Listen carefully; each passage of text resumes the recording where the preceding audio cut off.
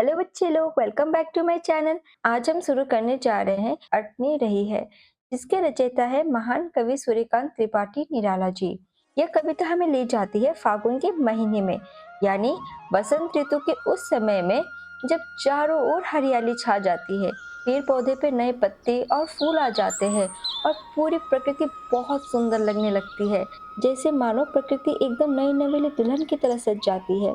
माना जाता है कि जब निराला जी अपने गांव के आसपास के प्राकृतिक दृश्य को निहार रहे थे, वहां के पेड़ पौधे, रंग बिरंगी फूलों, चारों तरफ फैली हरियाली की सुंदरता को महसूस कर रहे थे, तभी उनके मन में ये कविता जन्म लेती है और ये कविता निराला जी लिखते हैं।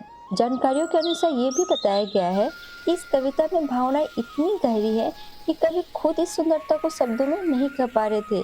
तो चलिए हम भी जानते हैं कि वो फागुन महीने की क्या क्या सुंदरता है, जिसे स्वयं निराला जी भी देखकर मुग्ध हो गए थे।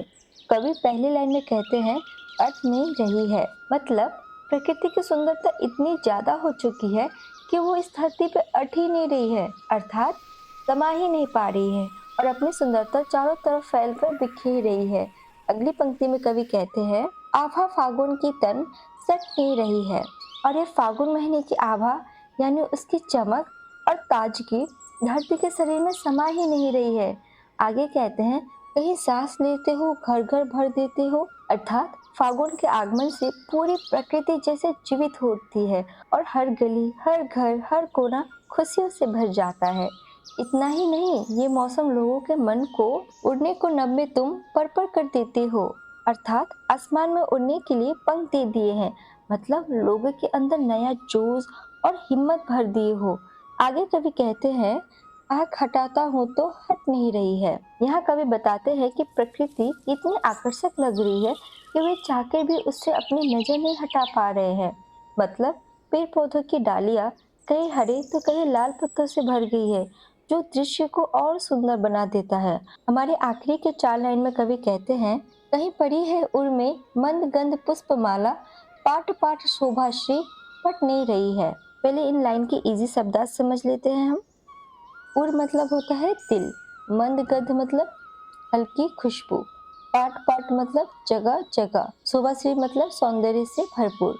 यहाँ पर कवि को ऐसा लगता है जैसे प्रकृति ने अपने दिल में खुशबू वाले फूलों की माला पहन ली हो और चारों तरफ इतनी सुंदरता फैल गई है कि वो भी अट नहीं रही है, यानी हर जगह दिखाई दे रही है। इस पोएम के जरिए हमें कवि ये बताते हैं कि बसंत ऋतु सिर्फ मौसम नहीं, बल्कि नई शुरुआत, नई उम्मीद और नई खुशी का प्रतीक है। तो बच्चे लोग, इसी के साथ अट नहीं रही है कि लाइन बाय लाइन एक्सप्लेनेशन यहाँ पूरी होती है। नाउ इट्स टाइम फॉर सीखो एंड परखो।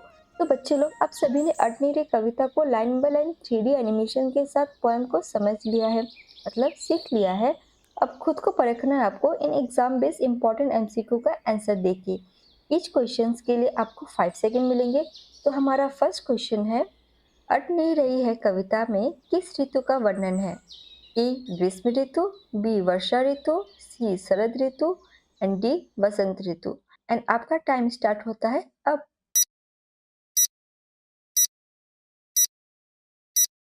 एंड राइट आंसर है ऑप्शन डी बसंत ऋतु। नेक्स्ट क्वेश्चन है कि कविता में किस महीने का विशेष रूप से उल्लेख है? ए माघ, बी फागुन, सी बैसाख एंड डी आषाढ़। एंड आपका टाइम स्टार्ट होता है अब।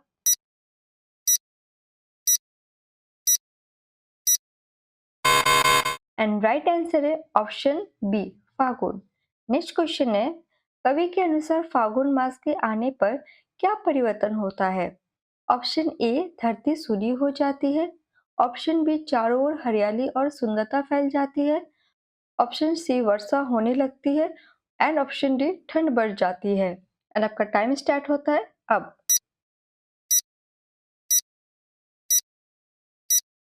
एंड हमारा राइट आंसर है ऑप्शन बी, चारों ओर हरियाली और सुंदरता फैल जाती है। नेक्स्ट क्वेश्चन है, सप्तधरा का भावार्थ क्या है? ऑप्शन ए चलती भूमि, ऑप्शन बी गर्म रेत, ऑप्शन सी दुखों से पीड़ित संसार, ऑप्शन डी सूखी धरती। एंड आपका टाइम स्टार्ट होता है अब।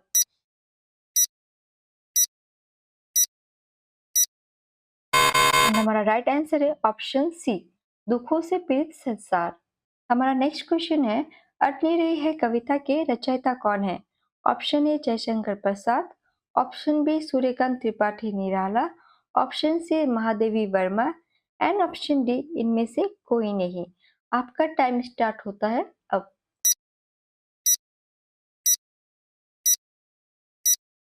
एंड राइट आंसर है option B Suryakant Tripathi Nirala. I hope आपके सारे एमसीक्यू के आंसर राइट होंगे, तो फटाफट कमेंट करके बताइए कि कितने आंसर राइट थे आपके। तो इसी तरह के क्लास 10 हिंदी को मज़ेदार तरीके से 3D एनिमेशन के साथ वीडियो देखने के लिए इस चैनल को सब्सक्राइब कर लीजिए। एंड अगर आपने अभी तक उत्साह पोएम का एक्सप्लेनेशन वीडियो नहीं देखा है, तो जल्दी से लेफ्ट साइड में वीडियो को क्लिक कीजिए।